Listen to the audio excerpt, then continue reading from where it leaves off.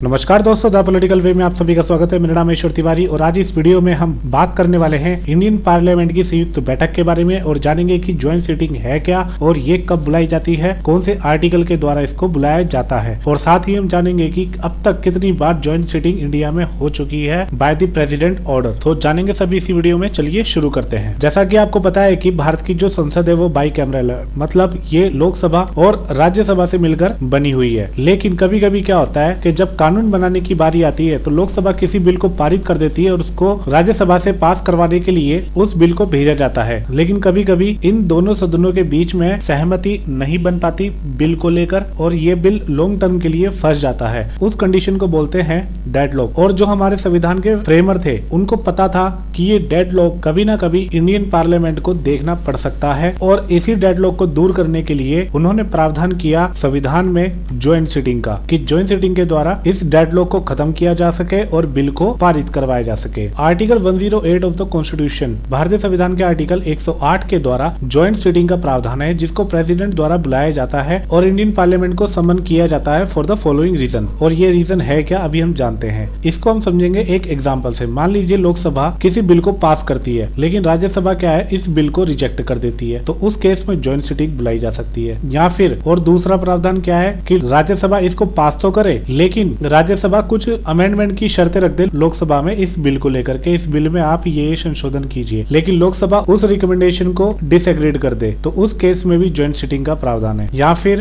किसी बिल को लोकसभा द्वारा पास कर दिया जाता है और सहमति के लिए राज्यसभा के पास भेजा जाता है, लेकिन राज्यसभा उस बिल को 6 महीने तक लटका के रखती है, उस पर कोई भी सहमति नहीं देती, तो उस केस में भी ज्वाइंट सीटिंग का प्रावधान है। या फिर कोई बिल अगर राज्यसभा से पास नहीं हो रहा हो और वो लटका हुआ हो प्रेसिडेंट की कंसेंट के लिए, तो प्रेसिडेंट उस केस में दोनों हाउसेस को मैसेज भेज सकते हैं कि वो आपसी सहमति से इस बिल को रिकंसिडर करें और उसको सदन से पास करवाएं। लेकिन अगर उसमें भी कोई सहमति नहीं बन पाती तो उस केस में दोनों सदनों को समन किया जाएगा फॉर द ज्वाइंट सीटिंग, जिसमें उन दोनों सदनों के मेंबर बैठकर वोटिंग करेंगे और फिर उस बिल को पास कर दिया जाएगा। लेकिन इसमें एक बात देखने वाली है कि अगर ये जो 6 महीने का जो गैप आता है, मतलब अगर कोई सदन 6 महीने का टाइम लेता है किसी बिल को पास करने के लिए, तो उस 6 महीनों में वो दिन काउंट नहीं होंगे जिसमें सदन को स्थगन किया गया हो लगातार 4 दिन तक के लिए।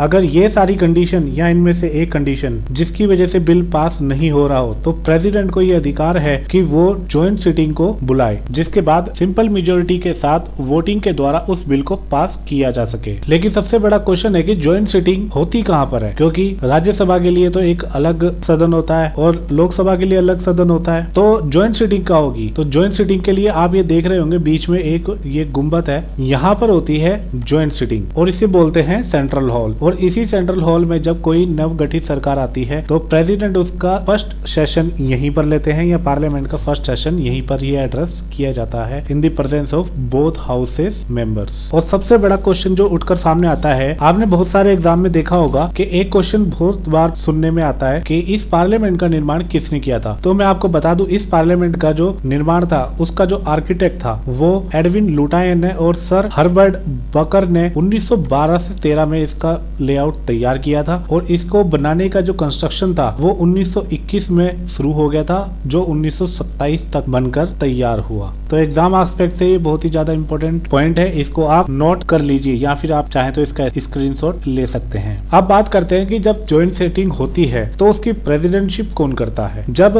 ज्वाइंट सीटिंग बुलाई जाती है प्रेसिडेंट के द्वारा by the help of the article 108, तो उसकी जो अध्यक्षता होती है वो करता है लोकसभा स्पीकर। अगर मान लो स्पीकर भी मौजूद नहीं है, वो एब्सेंट है ड्यू टू सम रीजन, तो इस दौरान जो लोकसभा का डिप्टी स्पीकर होगा वो ज्वाइंट सीटिंग की अध्यक्षता करेगा। अगर मान लो वो भी एब्सेंट है तो राज्यसभा का जो डिप्टी चेयरमैन होगा वो इसकी अध्यक्षता करेगा। लेकिन वाइस प्रेसिडेंट मतलब राज्यसभा के जो चेयरमैन होते हैं वो ज्वाइंट सीटिंग की कभी भी अध्यक्षता नहीं कर सकते, ना ही करते हैं। अगर मान लो डिप्टी चेयरमैन ऑफ राज्यसभा भी नहीं है तो उस केस में जो मेंबर ऑफ पार्लियामेंट होंगे वो आम सहमति से एक बंदे को नियुक्त करेंगे for the presidentship of joint sitting of the parliament. मतलब पार्लियामेंट की संयुक्त बैठक के लिए वो आम सहमति से एक मेंबर ऑफ पार्लियामेंट को मनोनीत करेंगे जो ज्वाइंट सिटिंग की अध्यक्षता करेगा, जो संयुक्त बैठक की अध्यक्षता करेगा। लेकिन ऐसा जरूरी भी नहीं है कि सरकार हर बार ज्वाइंट सिटिंग ही बुलाए। लेकिन सबसे अनोखी बात यहाँ पर यह है कि केवल 2 बिल ऐसे हैं जहां पर ज्वाइंट सिटिंग का प्रावधान नहीं है। मतलब इन 2 बिलों पर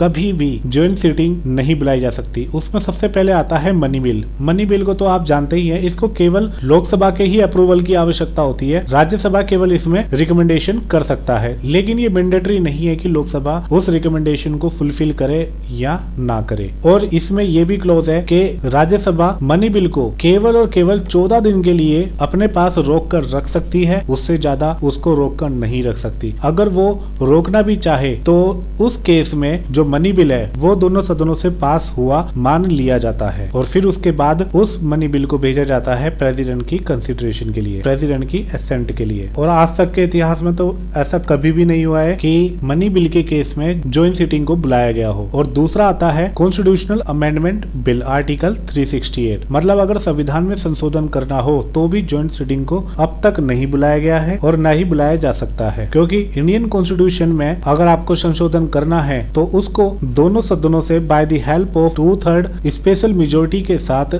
इसको पास करवाना होगा। अगर मान लो उस केस में भी दोनों सदनों में आम सहमति नहीं बन पाती और संविधान में संशोधन नहीं हो पाता with the help of 2/3 special majority के साथ, तो उस केस में भी ज्वाइंट सेशन ऑफ पार्लियामेंट का कोई प्रोविजन नहीं बचता। मतलब सरकार चाहे तो ज्वाइंट सेशन नहीं बुला सकती, मतलब संविधान में संशोधन नहीं होगा। तो अब जान लेते हैं कि अब तक कितनी बार भारत में ज्वाइंट सिटिंग बुलाई जा चुकी है। अगर हम अब तक बात करें तो 3 बिल पर अब तक ज्वाइंट सिटिंग बुलाई जा चुकी है प्रेसिडेंट के द्वारा। इसमें सबसे पहले आता है डोरी प्रोहिबिशन बिल 1961, दूसरा आता है banking service commission repeal bill 1978 and third आता है प्रिवेंशन ऑफ टेररिज्म बिल 2002। अब तक इन 3 बिल पर ही ज्वाइंट सेशन बुलाए जा चुके हैं। तो आई होप आपको ये पूरा वीडियो जरूर पसंद आया होगा। Give a thumbs up and subscribe this channel. See you in next video. Till then God bless you all, take care and Jai Hind.